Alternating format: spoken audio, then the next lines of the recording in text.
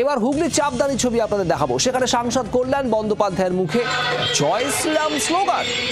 বজরংবলীর পুজো দিলেন শ্রীরামপুরে তৃণমূল সাংসদ কল্যাণ বন্দ্যোপাধ্যায়, আর সেই সঙ্গেই জয় শ্রীরাম স্লোগান।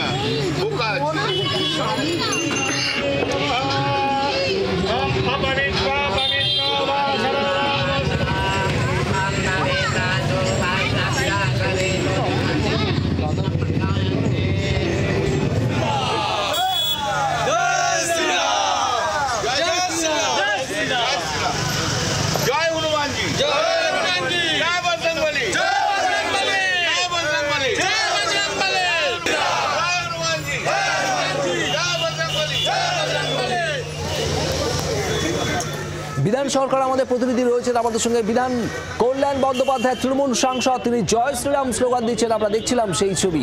কি বললেন তিনি আজ?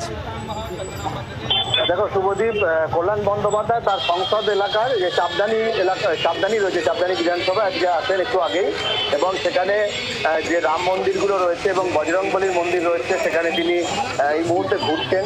একটি বজরংবলী মন্দিরে প্রথমে তিনি ঢোকেন এবং সেখানে তিনি পুজো দেন এবং তিনি বলেন যে জয় শ্রীরাম কারো একার সম্পত্তি নয়। অর্থাৎ তিনি বিজেপিকে উদ্দেশ্য করে বলেন যে যারা হিন্দু হিন্দু ভাই ভাই এসব বলছে, যারা ধর্মের কথা বলছে তারা খুব ছোট জায়গায় চিন্তা ভাবনা করে। যারা প্রকৃত হিন্দু তাদের ভাবনাটা অনেক বেশি, অর্থাৎ বড় জায়গা নিয়ে তারা ভাবে।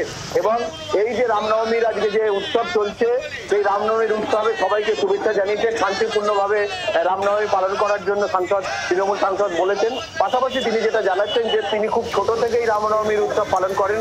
বিজেপি এই রাজ্যে তাদের যে আগমন বা বিজেপি এখানে যে উত্থান, সেটা কি খুব কম সময়ে, তার অনেক আগে থেকেই তারা এখানে রামনবমীর উৎসব পালন করে আসছেন। এবং দেখা যাচ্ছে আজকে কিন্তু বিভিন্ন জায়গায় তৃণমূল কংগ্রেসের উদ্যোগে মূলত রামনবমীর যে বিভিন্ন শোভাযাত্রা বেরিয়েছে, সুরাতে অসিত মজুমদারের নেতৃত্বে যেমন হচ্ছে, পাশাপাশি জেলার বিভিন্ন প্রান্তে কিন্তু সকাল থেকে দেখা যাচ্ছে যে রামনবমীর যে উৎসব বা শোভাযাত্রা এবং পুজো সেগুলো কিন্তু চলছে। শুভদীপ, বিধান, ধন্যবাদ।